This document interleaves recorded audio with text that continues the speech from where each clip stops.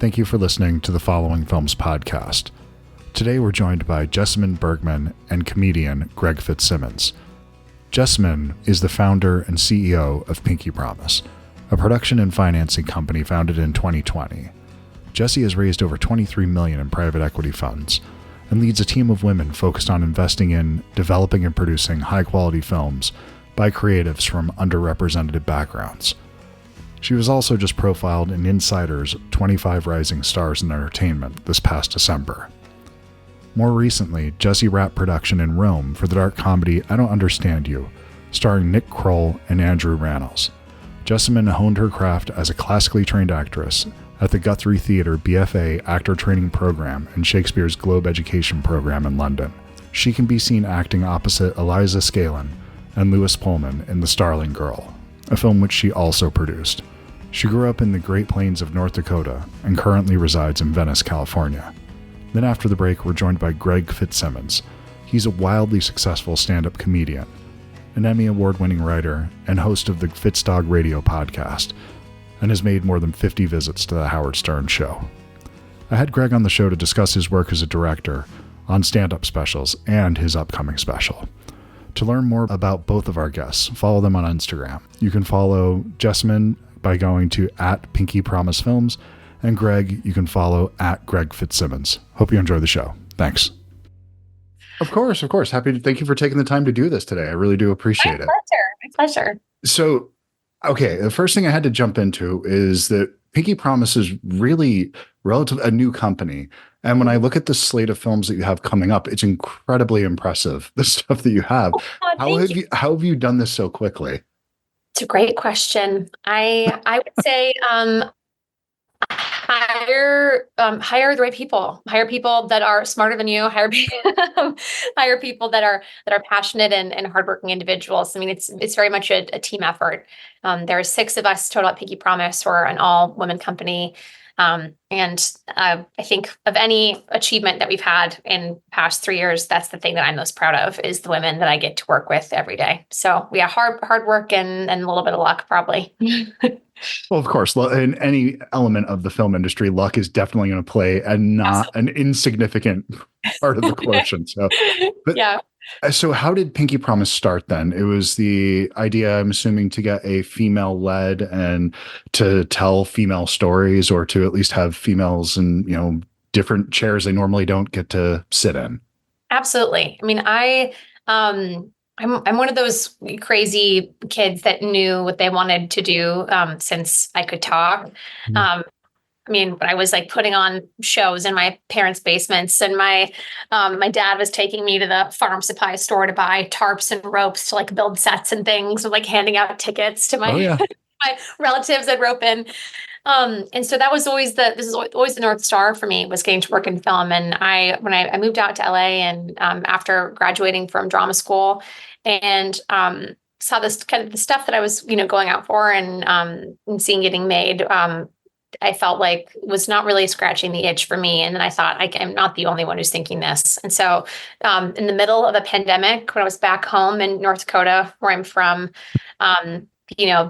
it's the natural rags to riches from North Dakota. It's that North Dakota Hollywood pipeline. Yeah, it's that one. That really one. Exactly.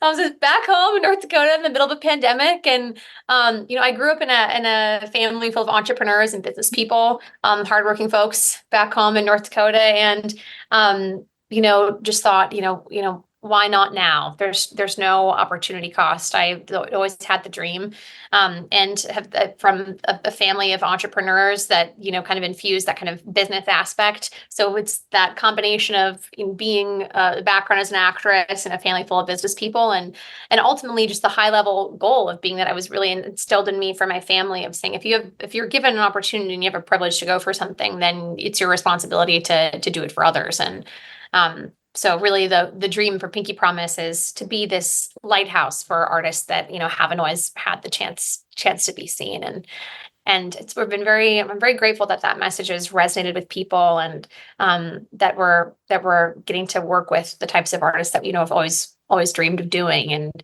the people seem to get it and seem to like it, because it's an idea, at home on your laptop. Right. It's one thing, but out in the real world is another.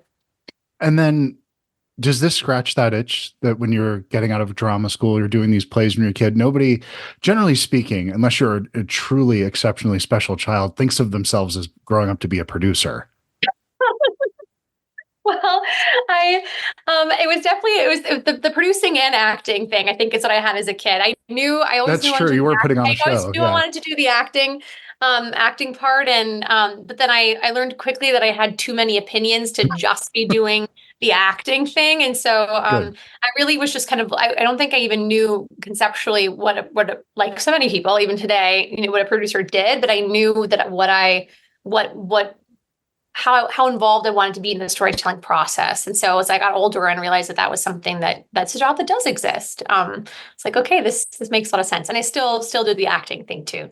So I'm lucky to get to do both.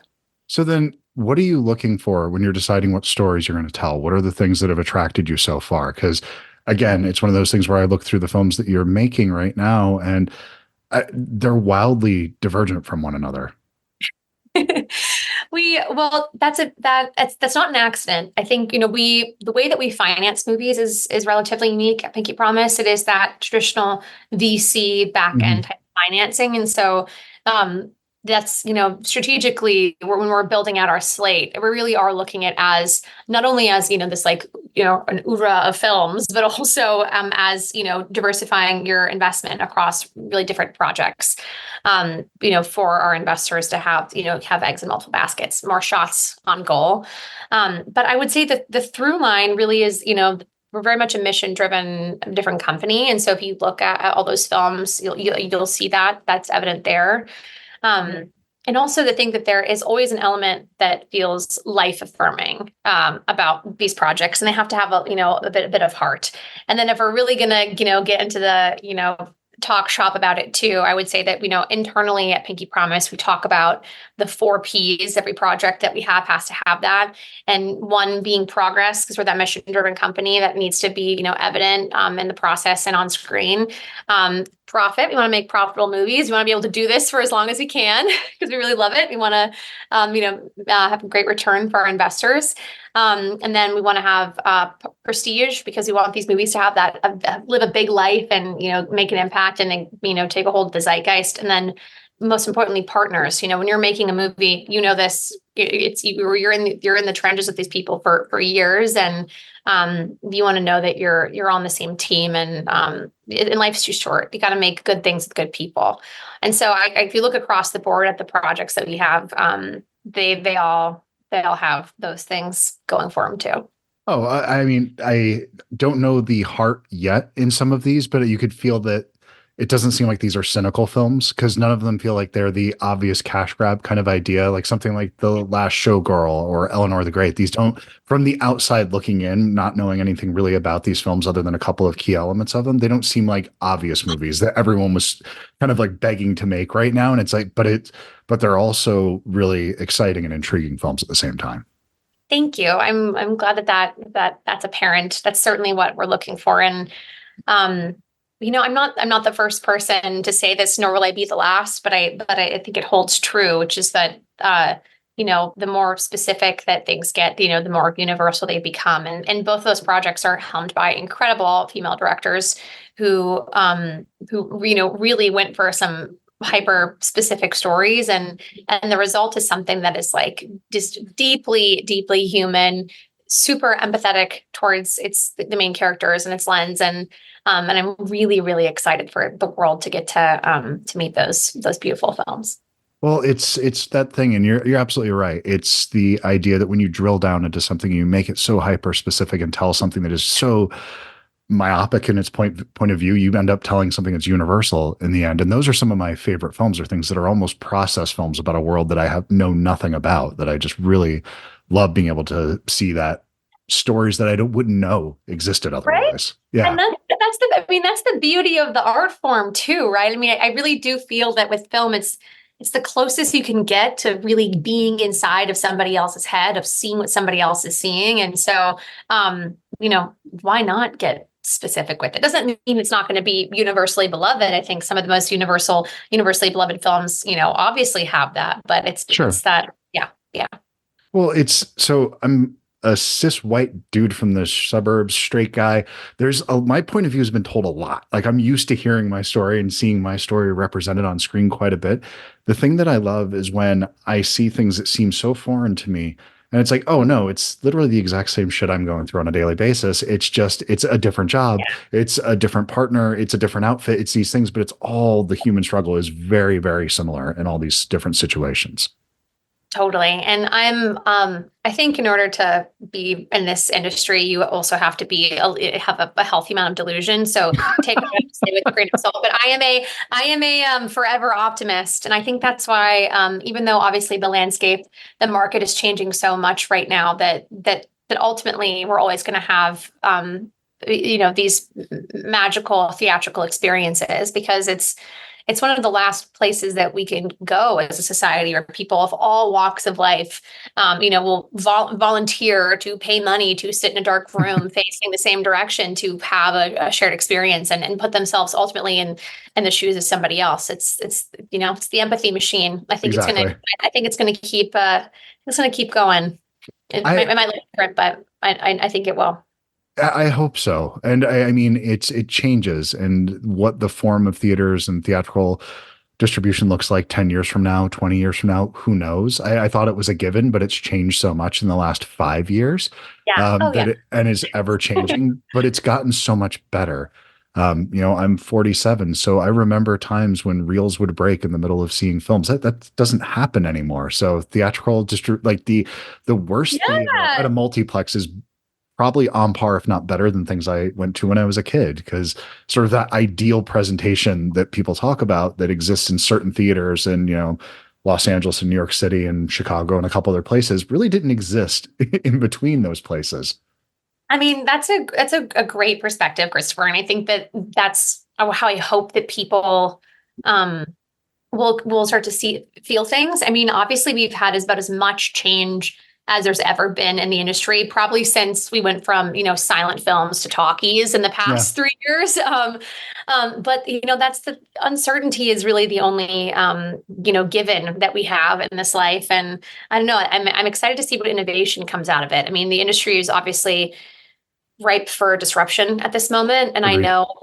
I think that the next great, entertainment entrepreneur and director and filmmakers are out there right now, cooking up some big idea of how they can, capitalize on how everything is changing and for the better. So I'm certainly interested to see how it's all going to shake out. It's obviously one big question mark right now, but I'm excited to see how it plays out. Well, from the purely financial standpoint, I know this has been a difficult year for most studios, and for theatrical, for people that are own theaters. It's been a tough year, but this has been one of the most exciting years in recent memory for the actual films that are coming out. They don't necessarily get the attention that they might deserve, but I think that there's some really exciting, interesting voices that are I don't know if it's just because things are being propped up a little bit, that maybe the writer's strike threw things off and there was some post-pandemic stuff that made it happen. And so maybe things are getting pushed out a little bit further than they would have. But I've seen some of the best films I've seen in the last 10 years and just the last. What are you loving and what are you watching right now? I like everything, so I was the kind of guy that when I went down to, I started, my love of film came from loving genre movies. So when I went down to see Night of the Living Dead at the Rep House, Akira Kurosawa's Dreams was playing next door. And so that was something, I just saw the poster and I went to see Dreams the same weekend and I was floored. And so in my mind, I've always had this thing and that I equate the, kind of grindhouse and the art house together. Those are the same thing. They scratch that same itch for me, looking for unique voices. And so something like Love Bleeding this year that come on, if you haven't seen there's just some really exciting stuff that's coming out. So that are, continually getting my hair knocked back. So yeah. Yeah. You know what movie I loved this year that was probably the most fun I've had in a movie theater since I can remember is Godzilla -1. I saw it in black and white, and I am like, people are gonna think I'm like being paid to talk about Godzilla minus one. That was the most fun I've had in a theater in so long. People in the audience were, first of all, the film's entirely in Japanese. It's an all-American audience, and we were all screaming. We were screaming and cheering at the screen, and I was just so blown away with it. And so much. It was, even though this, it felt so huge. Obviously, dealing with otherworldly monsters. It was also so emotionally intimate and complex. It was small. That it is a tiny, it's a tiny, intimate human story, and they got the humans right in that movie, which is what all those big spectacle movies fuck up. they don't get the humans right in those movies most of the time. We need to be taking notes and like in dealing with some like real stuff, but in a way that entertaining and human and funny and like super, just nuanced characters. And then also like, heavy stuff. And then also, by the end of it, you're like, oh, this is a metaphor for what Americans did to Japan and the nuclear bomb. But like you're getting your foot in the door by having this, this iconic, IP, but really we're having a much more complex conversation about, the after effects of nuclear warfare, which is like, wow, they really achieved a lot. But if you want to watch it as just a fun popcorn movie, you can have a great time with the spectacle in that movie. And I love films that are able to balance those two things out, because it's really rare. It's exceptionally rare to see something really like that. Hard to do. And it's almost like the ball is kind of in your court as an audience member. Everything is laid out there for you, but it's like up to you to decide, how deep you're going to go with your viewing experience. And I'm sure you could watch it every time and take away something different from it. It's like, this time I'm watching it as a, popcorn monster thriller. This time I'm watching it as a World War II buff. This time I'm watching it as somebody who really appreciates, a kind of a family, post-war family drama. I mean, it's, Anyway, well, if fun, and I clearly want to talk about it more. No, well, you think about, that's the wonderful thing that I love about genre films, is the fact that a lot of times you do have the ability to project yourself into them. Great works of art, be it a painting that's on a wall, a book that you read, a film that you're watching, they have some level of interpretation to them, where you can, and as you grow as a person, as you change as a person, every time I go back to Breakfast of Champions, it's a different book. I've read that book probably once every 5 years since I was a teenager. So amazing. And that book it's static. It's the same, but it is a different book every time I pick it up. Because you're a different person every time. Of course. Yeah. Ooh. Oh, so beautiful. Yeah. And I love that about art. And that's one of the things that it's why I have a tough time understanding people that don't engage with creativity on some level, because it is something that I get if people don't, but if you're not a creative person per se, but if you don't appreciate creativity, it's hard for me. Like, if you don't love music or film or art or something like that, I don't know. That's really interesting. And it almost makes me wonder, because certainly those folks exist, but I almost wonder if needs to be some kind of shifted definition of what creativity is for that type of person to realize that it already is existing in their life. I think that's why I love what I get to do and feel like the luckiest girl in the world, because, everything in life is storytelling. It's everywhere, whether we're cognizant of it or not. If you're watching a commercial on TV, if you're listening to, a jingle and or something, if you're buying a product, the marketing, everyone is constantly engaging with storytelling, and then the stories that, we tell ourselves. And so even if it's like, if you're a sports fan and you're identifying with some team, you're bought into the human interest aspect of them taking themselves to the championship. So if there's somebody that was like, I really don't, buy into this thing, I'd say you probably do. You just don't. You might not realize that you are, but everyone. No, there's something. Our brains are wired, humans are wired that way. Well, so everybody has something that they're engaged in on some level. It's just when people come over and they see that I'm a little bit of a film nerd, that they ask questions. And what gives it away? The wall of DVD. Well, the rest of my house, my wife handles, so it actually looks like an adult lives here. But yeah, in the child's corner over here where I work out of. No, that my favorite type of people on earth are the people that are not afraid to be unabashedly enthusiastic about something. I mean, I think that's it for me. Like, I don't care what it is that you're, obsessed with, but as long as there's something that you can talk about that you just like have this uncontrollable glee in sharing with somebody, I'm like, okay, that's my type of person, is that type of raw enthusiasm. That's what pulls me in. And I'm such a sucker for that I will absolutely try to engage with things that I have no interest in. Totally. That's so fun to do. So fun to do. That's the best way to learn about something. The best way to learn about something that you have no interest in learning about is find the person who is obsessed with it and thinks about it all the time. Like that should be your teacher. Because I'm like, wow, suddenly string theory and physics. I'm like, that's amazing. Like, wow, when you find the right person talking about it. Yeah, no, every discipline, whatever it happens to be, needs its PR team. They need people communicating for them. Yes, totally. To sell the idea of it. They need a storyteller delivering the story. That's what they need.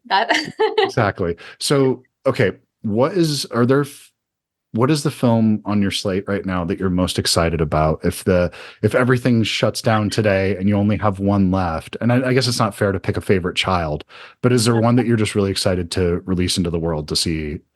This is going to be one that I think is really going to get a reaction from people.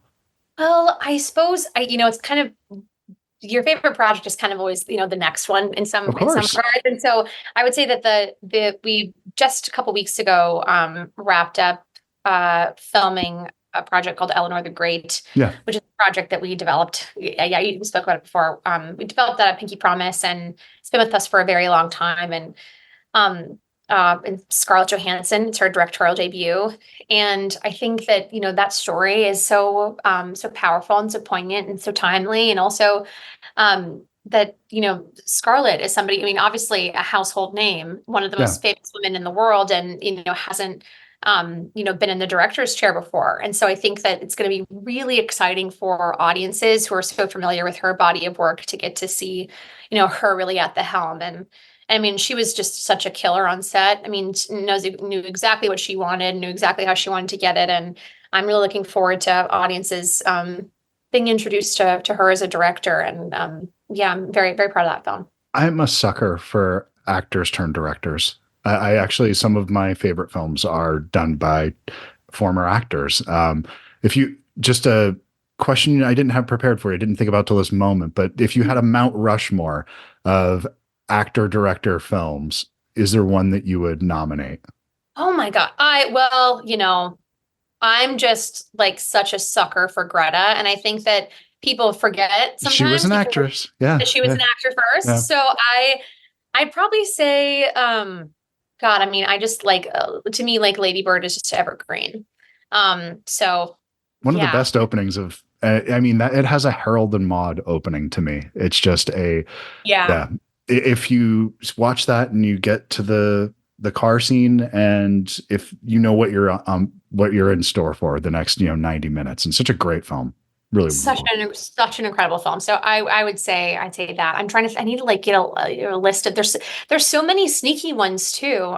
But it's, the thing about, Scarlett, she has more on-set experience than like everybody else on that movie. She's just been doing it for so long. And so it's very not your normal, quote unquote, first time director experience. I mean, she's a total pro. I'm glad she's going to get her moment. And also, and that's, June Squibb, at 94, leading that film was, the term legend gets thrown around a lot, but come on, like she was more on top of her lines in her performance than a lot of actors that are, less than half her age. So just an absolute, class act to work with. It's really special. That's pretty great. I could see that. I've been excited for this one. I'm actually excited for several of your films. The Nick Kroll film that you have coming out. I'm looking forward to that. That sounds really exciting. That's amazing. We got to be in Rome for 4 months shooting that movie. The movie doesn't even have to be good at that point. If you spend 4 months in Rome. The writer-directors are dear friends. Like we're like, oh wait, this is a job. We're having so much fun. We forgot. And then also it's just, Nick and Andrew are so unbelievably hilarious. Like it's not even fair. I think when you watch that movie, some films I love this. You can tell that they knew that the crew was laughing. Like there are some shots that we know because I've watched it a million times, and like they're such incredible performers and stage performers too. Where I'm like they were playing to their audience in the room in addition to the audience, beyond the screen. So that's that's near and dear to my heart also. Nice, that's great. He's the incredible performer. I mean, it's just it's two of them together as a duo. I mean, they're great friends before that good. project. So, I mean, they just were just riffing, playing off each other, having so much fun. It's awesome. Well, thank you so much for taking the time to do this today. I really appreciate it. Where should we send people to keep track of the projects that you're working on? What's the best place to show people online? Yes, follow us on Instagram at Pinky Promise Films, and then our website, pinkypromisefilms.com. See what we're up to. Would be great. Perfect. Awesome. Thank you so much for taking the time to do this. It was so great to finally meet you. It was great to meet you as well. And congratulations. This is, I'm always excited to meet people that just don't seem completely wrapped in cynicism and still have optimism, because I think it's an important thing to hang on to. So true. I mean, that's why we go to the theater, right? Like we go to it's like we come to this place, the magic, So it's like the Nicole Kidman quote. But it holds true. Anybody going to an AMC has heard that more than a lot. But we do. It's a bit, but we do. We do. Yeah. She wasn't wrong. No lies were spoken. No, absolutely not. Yeah, I want to lose myself in it, and I'm looking forward to losing myself in more of these films coming down the pike. So congratulations. Thank you. Well, I really appreciate the support. Thanks. Be well. Anytime. Bye-bye. Take care. Thanks, Jessie. Bye-bye. Thank you. Bye-bye.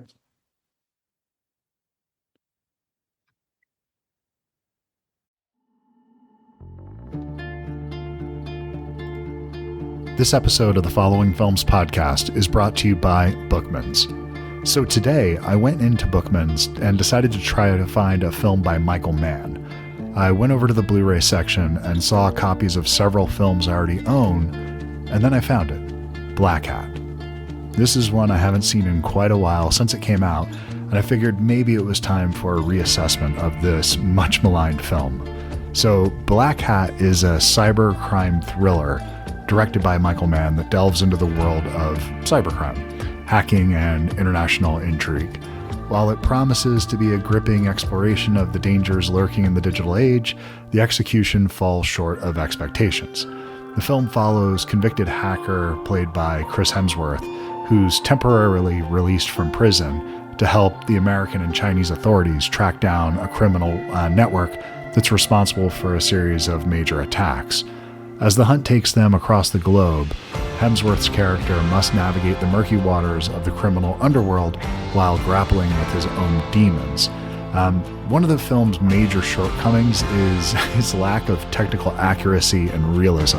While it attempts to portray the world of hacking authentically, it often falls into cliches and inaccuracies that ultimately undermine the credibility of the story. So the hacking sequences are exaggerated and unrealistic, relying more on flashy visuals than genuine technical expertise. And this is coming from an absolute layman. I am not somebody who knows anything about hacking, and yet I can see some of the things that just flat out aren't true in this film. And that particular disconnect may disappoint viewers familiar with the subject matter or looking for a more grounded portrayal of cybercrime. So despite these flaws, though, Black Hat does have its moments. Michael Mann's signature style is evident in the film's beautiful, sleek cinematography and the signature action sequences, and the international setting adds depth to the narrative. It highlights the global nature of cyber threats and the challenges of international cooperation. Chris Hemsworth delivers a solid performance as Hathaway, bringing the character a sense of depth who's grappling for redemption. And the supporting cast includes, I had no idea, I'd completely forgotten this, but Viola Davis, who's really great in the film and adds a lot to the film.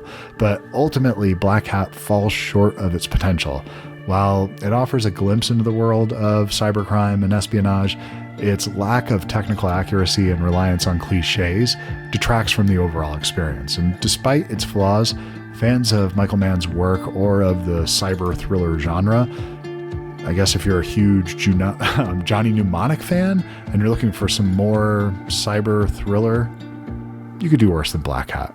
However, for those seeking a more realistic, nuanced exploration of hacking and cybersecurity, this might leave you wanting more, and I'm not sure I can recommend this one. But despite that, this gave me the chance to check out a film that I'd been meaning to reevaluate, because I keep hearing that Black Hat is an underrated film, and maybe I'll give it another 10 years, follow back up with this one, and see if it does end up coming around for me. But remember, Bookmans, they have your cool covered. Hope you enjoy the rest of the show.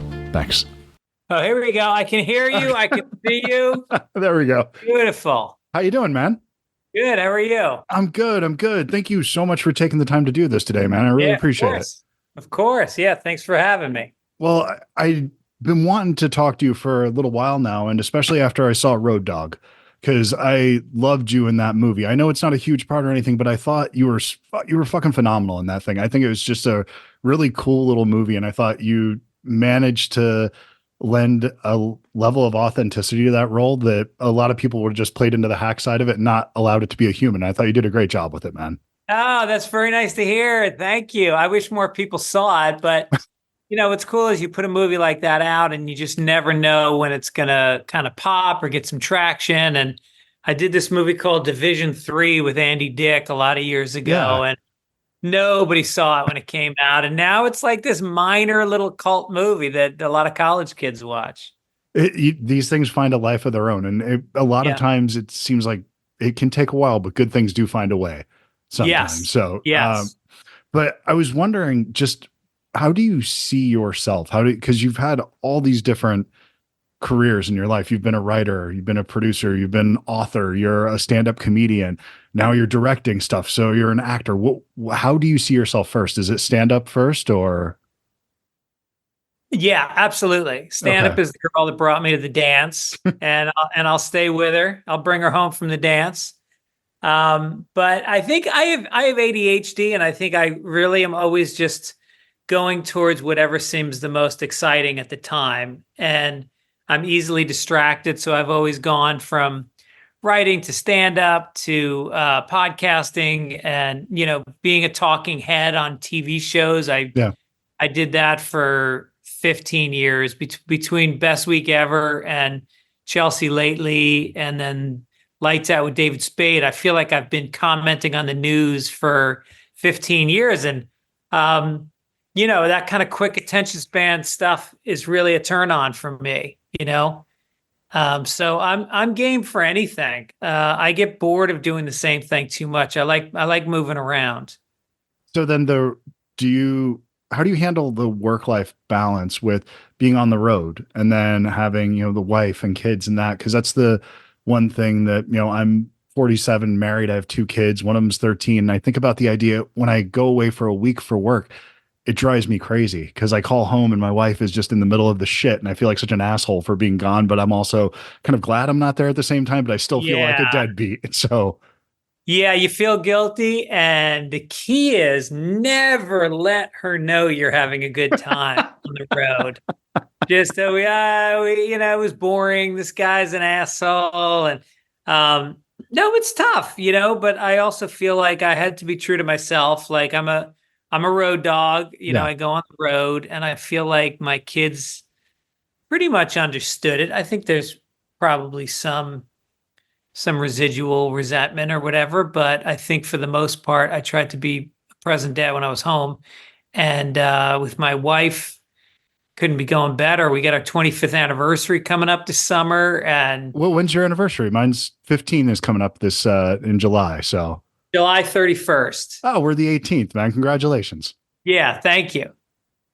Yeah, so I still feel like we're dating. I still am excited to see her. She's the greatest. And so I don't know. I think maybe a little space isn't the worst thing in the world sometimes too. Well, she's the person I want to be with more than anybody else. That's the person that I'm always excited. My wife? Yes, of course. Get in line, pal. So it's when that goes away, I think that it goes through, it ebbs and flows, and you have these moments where it's just, it's more difficult than it is others, but it's been easier and easier every year though. I can't imagine my life without her at this point. And I'm just always amazed when people throw in the towel after 20 years. I feel I'm just kind of surprised by it, that it falls apart. First 5 years, I get that. But when you have all this under and somebody's just used to your bullshit, it seems hard to let go of that. There's so much, I don't know, work that's been done into it. I guess it's tough for me to let go of that. Yeah, I think there's a lot of factors that go into it. Obviously, you want to get lucky and get somebody who grows with you, who I think the key to marriage is both people realizing the shortcomings of the other one and not harping on them, and just accepting that there may be something about them you wish was different, but it's just not. And you accept them in the condition they're in. Obviously you want them to be challenging themselves, but you also got to realize, like, they're not going to want to like play extreme sports with me, which I would have loved. They're not going to sit and watch football with me, which I would love. There's, with me, obviously she's got I can't even think of things I want to change that much about her, but I guess I'm thinking more about what she's accepted about me, which is, the depression and the ADD. I mean, God bless her. She's just found a way to, still be supportive, but also not take any of it personally. Well, we all come with our own baggage, and anybody that it's the, if you don't know who the asshole is in the room, it's probably you. Right. Kind of thing. If you don't recognize your faults and the bullshit that you're bringing to the table, then I think that's a shortcoming. I mean, my wife puts up with this garbage, so that I've are those CDs? Movies. I'm a movie nerd, so yeah. Are they DVDs? Blu-rays and a handful of DVDs still. Most of it I've moved over to Blu-rays and 4Ks at this point.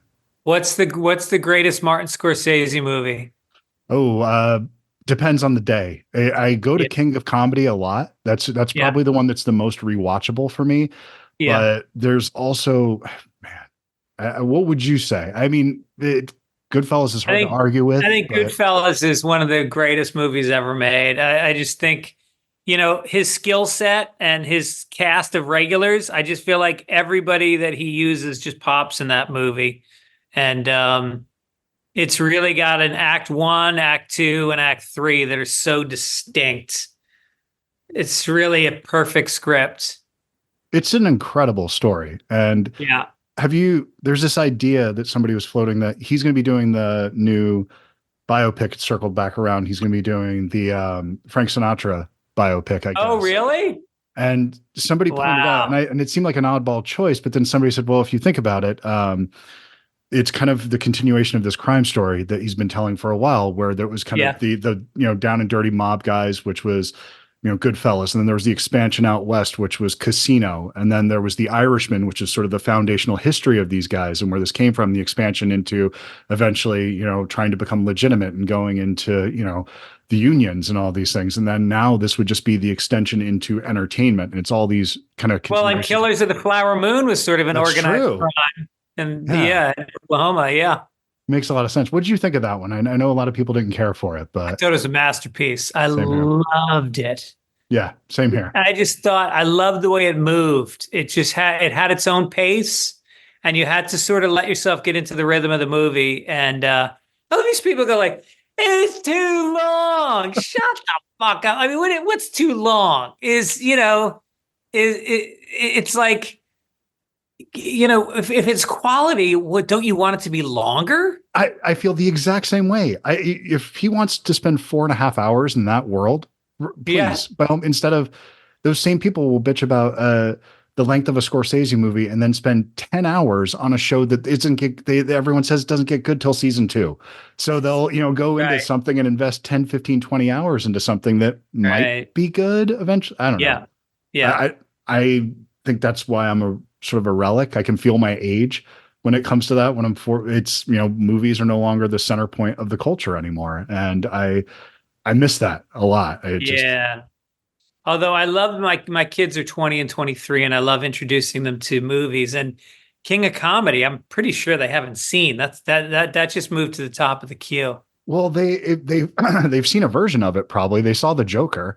So they've seen that sort of retelling of it, and then, put it in context. It's to me, that was one of those movies that kind of, came about at the right time. I saw it when I was 16, 17, something like that, I think. And it's just made me realize how much more depth there was to this guy who I'd heard of my whole life. De Niro, I thought of as kind of this, he was just always the badass. He was always a tough guy. He was a taxi driver, he had that, but then you see just this deeply broken man, and just it's so an amazing story. So I love that one. Yeah. It's so complicated because, usually the structure of a movie like that is that the guy actually has talent, and then you see him blossom and become good.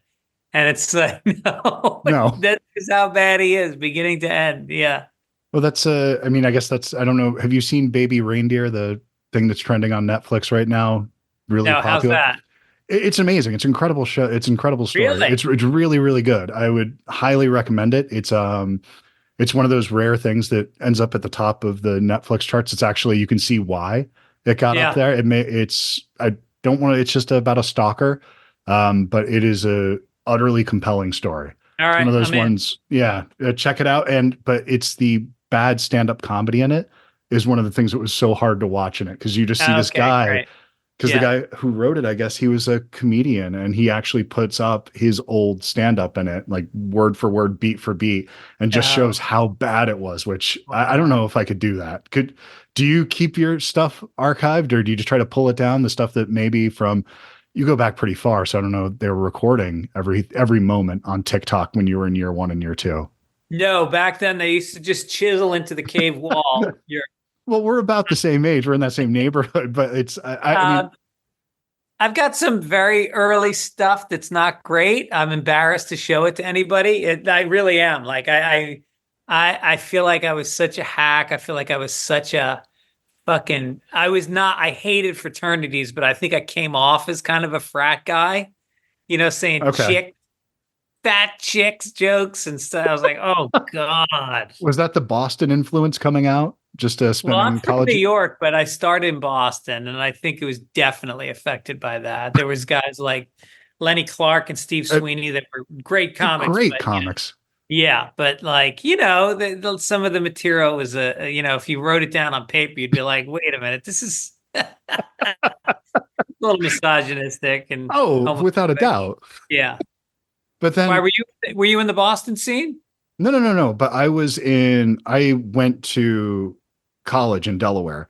So I had a bunch of friends that ended up going to school in Boston. It's a normal kind of, okay, how far can I get away from my parents? So I went up there quite frequently. I had a good friend who went to Tufts, so I would go up there probably once a month or so. Oh, okay. Yeah. Great live music city, great stand-up comedy city. So I really miss going to Boston. I'm in Arizona. So, but it was a great place. Yeah. So then I'm just curious though, because there's that, you mentioned a word that get into the reason, but something I've been meaning to ask somebody for a long time, because I have an idea of what hack is, but I think I might misconstrue it slightly. Is that just to you a common premise that people would use? Or is it something that, because hacks can kill. So it's not that it's not necessarily funny. It just wouldn't be funny to a comedian. No, I love some hacks I love. Okay. It's just, it's very broad. Okay. It feels like it's not coming from that person. It feels like it's coming from sort of trying to appeal to maybe the base, people's base. And and then the worst version of it is a thief. Sure. There's a little, it can spill over from broad to actually, someone who steals jokes. That makes sense. Then how does that go though? Because I feel like when I played music, so when you don't have your own voice right away. When you're picking up a guitar, you have to play in somebody else's style for a long time. For probably it's most people never pick up their own voice. So So is it similar with comedy? Yeah, I think so. I think a lot of the comics in New York were Dave Attell for the first 7 years that they did stand up. And I think a lot of the Boston comics were Don Gavin. Some are still Don Gavin. I think I don't know who the quintessential LA comic would be that affected people, but definitely in the South every comic out of Texas sounded like Bill Hicks for 20 years. And so, you know, in the same way that I would think playwrights from the South, you know, Horton Foote probably sounded like Tennessee Williams, and, you know, you absorb what's around you. Obviously, you know, the hair metal bands on the Strip were all, you know, I don't know who was the Motley Crue, who was the first, like, you know, were they the first hair band? I mean, I guess you could go back to the 70s with hair bands if it was like New York Dolls, maybe would be the first one. But then they were kind of more of a punk rock thing that it got but I guess that would be the first one. They were the first ones that were really pushing the gender thing like that. Yeah, but then I think that style of MTV hair bands really started more in the 80s. Yeah. That was the Sunset Strip, which you said the quintessential LA comedian, even though he was a Texas comedian, probably Sam Kinison is associated with that Sunset Strip thing. Yeah. I think. Yeah, for sure. I think comics all over the country sounded like Kinison for a while. So yeah, I think you start out, you block it out, you learn, you get the tools, you get the confidence, and you learn how to play the game. And then what helped me a lot was the alternative comedy scene in New York. There was a place called Luna Lounge. Sure. And there were and then, you know, and then coming out to LA, there was Largo, and there was M Bar. And so it was a place where you kind of couldn't do the same jokes every week because it was the same crowd. And you were really encouraged to experiment and be personal and talk about your life. And so I took risks there that I would never have taken in the comedy clubs. And I think that helped me develop a different way of going into material than if I'd just been a club comic. Is it good to have both those muscles, though? Oh, definitely. I mean, I think the thing maybe I'm proudest of as a comedian is that I can still work a club like Largo and then go down to Houston and play, you know, Yuck Yucks for the weekend. And so, and I think I'm not changing my act very much in doing those two places. It's essentially the same thing. That's interesting. So the material just works across the board. Do you have to change the timing? Well, I think of myself as maybe the smartest comic at Yuck Yucks and the dumbest one at Largo. But somehow it works in both places. Fair enough. So then with moving into directing a special, with going into that, how do you, I'm just wondering how do you take into consideration the look of the special to support the material? Are you thinking about like how you're cutting and the lighting and just the room that you're using for it, just to, when you're doing it for yourself and then when you're kind of supporting somebody else with theirs? Yeah, I think it's kind of like what I always wish somebody could do for me, which is to be two steps back and look at my act and think about what it's about. And, you know, for me, I think the biggest thing I bring to it is the material. I'm pretty good at like looking at somebody's act. I do this a lot for people, and I'll go through their hour and I'll say, lose this, move this to the front, draw that out. There's more there than you're getting out of it. You know, and so I just love shaping somebody's act. And I think as far as shooting it, like the one I just did 2 specials for a guy named Zane Lamprey. And he's a guy, he goes on the road. He's got a travel show where he drinks with people all around the world. And then he very smartly kind of stayed on brand and only does shows in breweries. So he sells out like breweries all around the country. And sometimes it's like they just get folding chairs and he brings the microphone and the speakers and they just do it. And so that's how we shot the special. We found a brewery down in Huntington Beach on the last one, and it was floor to ceiling. It wasn't even a room they used. It was a storeroom, but it had floor to ceiling kegs stacked on top of each other, 270 degrees. And we just put together a stage, and we had one camera guy sitting on top of a stack of kegs shooting the wide shot. And we had, you know, we shot it really dirty. Like we really wanted to see the room. So it was a lot of shooting with, you know, beer equipment in part of the shot and, you know, over through people's heads, through the crowd. And so you really like, if you're, you know, I really wanted people to see that when you go to see, because specials are kind of an infomercial for your live performances. You want people to see it and go, I want to go see that live. Yeah. And so we wanted to give the spirit of a guy who was like, he really comments in the moment about the room and the people, and I think that there's a lot of different kinds of specials, but for his, it was about showing a guy who gives you a show you wouldn't just see on TV, but that you would want to experience. Well, that makes perfect sense. That's something that you would want to draw out from somebody. But is that also, and you're supporting the material because he's done this, the drinking show, and kind of going out. Do you ever worry about something that might look cool but take away from the material? Yeah, I think the main thing is you want to keep one shot from like the belt buckle to the top of the head, and then you want one that's wide of the stage that are pretty locked off, and that's mostly what you're going to use. And this, the side cameras are great. You got one in the crowd that you mostly are using for edits, to cover and edit. But no matter what you set up, the bulk of the special shouldn't be distracting at all. It should just be that should either the wide or that torso shot. And then I think when you see like Gerard Carmichael has Spike Lee direct a special, and then you look at it and there's like camera's fucking tilted to the side and we're shooting at his shoelaces, and it's like by the end of it you go like, what is this? Whose special is this? Spike's or his or Gerard's? I that's kind of what I was getting at, to some where you feel like it is.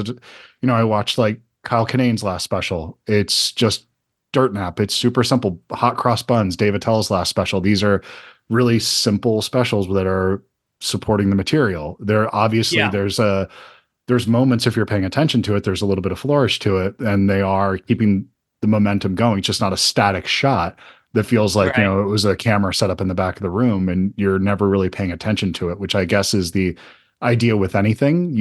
Style should feel natural. It shouldn't draw attention to itself. Yeah. I've always thought that like whatever camera angle you're looking at, you could imagine that you're sitting in the club and that's your point of view.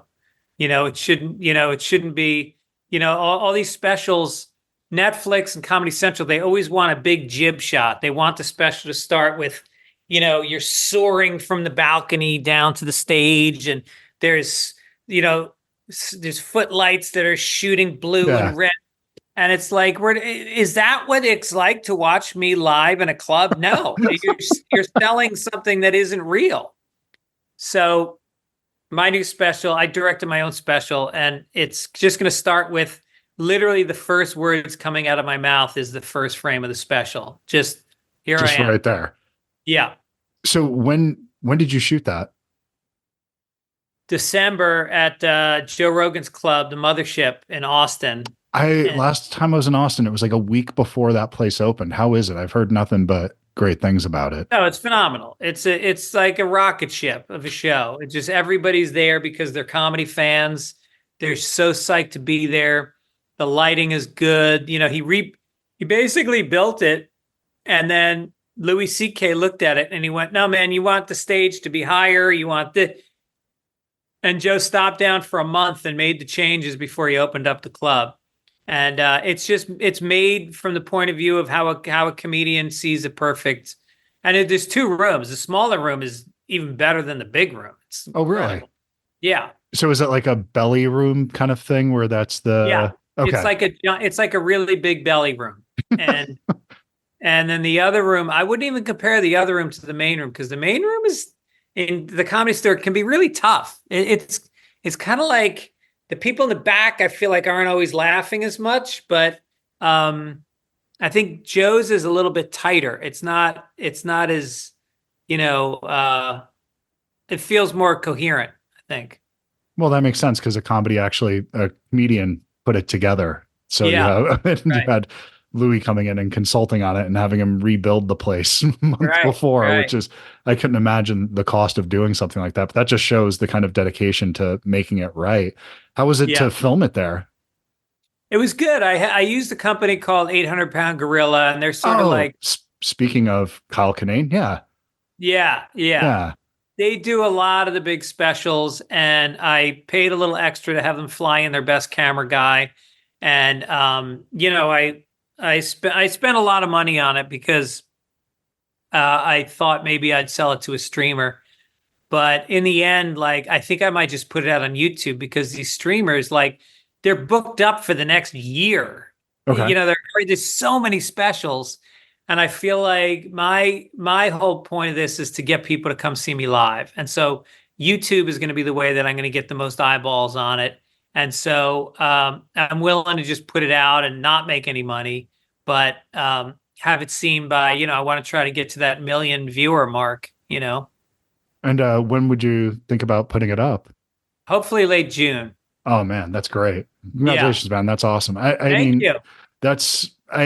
I feel bad in a sense because it's that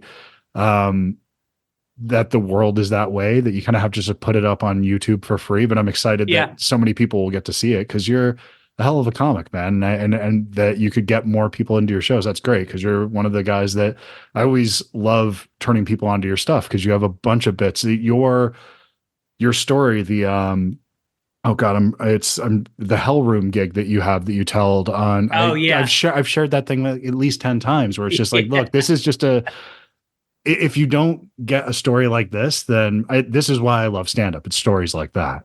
So yeah. Well, thank you very much. I appreciate the kind words. It's been 35 years. And, I do feel like at this point, the special I put out is going to hold up. It's material that I've been working on since before the pandemic. And so I'm really proud of it, and I'm happy to give it away. That's just awesome. Move on to the next material at this point because that's the other thing. It's about a special is it forces you to create a new hour, and I'm excited. I've already got probably a half an hour, so by the time the special comes out, hopefully I'll be close to being able to do 45 minutes of new stuff. And I know we're right at time right now, and just one last thing, if it's okay to ask you, it's just that you're touching on that, the idea of turning over an hour as quickly as some comedians are doing it now. Do you think that's a good thing or a bad thing to constantly be churning it? Or is it better to have it out, working it for several years and really just dialing it in? I mean, people have funny years and people have tough years. I've had years where I haven't written very much. And so to put yourself on that clock, I don't know. I see a lot of people put out pretty thin specials when they do it every year. I mean, Louis C.K., I like all of his specials. I don't think he ever ran dry, but you can't compare yourself to Louis C.K. It's different for everybody. Some people are constantly writing and doing new stuff. Pete Holmes has a new special that's really good. Yeah. I think he's really prolific. Attell has barely put out any specials. And when they come out, it's like an epic moment, His last special was so amazing. And so I think it's different for everybody, but once a year, that's tough for anybody. Carlin did it, and by the end, they weren't great. I don't think it helped his legacy that he tried to stick to that. Richard Jeni used to do one every year, and those were always great. I mean, it really depends. Man, Richard Jeni was a great one. He was one of the first comedians that I really just that period of those were specials at that point. And he was one of those guys that when he had something out, my God, he's one that's not, I don't know in the general public how well he's remembered, but he was just such a great, incredible comedian. So, yes, he was one of the best ever. I agree. Well, Greg, thank you so much for taking the time to do this, man. I really appreciate it. Of course. It was really nice to meet you. Man. Yeah, no, it was, wanted to do this for a long time, man. So thank you. Okay, cool. Awesome. Thanks, man. Take care. Thank you. Take care. Bye-bye. Bye. And I don't want to go home, not this time. You think the story gets old, but I don't mind. After all the things she said to me, after all I know she cares, but that night I was not alright. I've never been there, so I was quite scared. So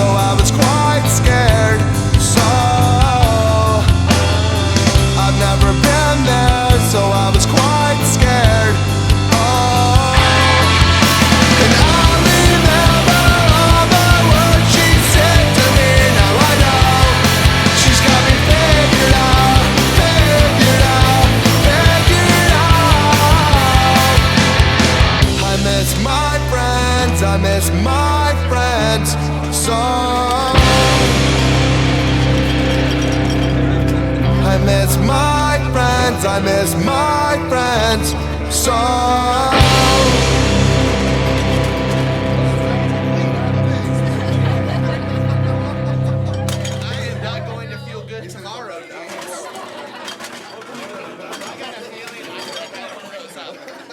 Hangovers?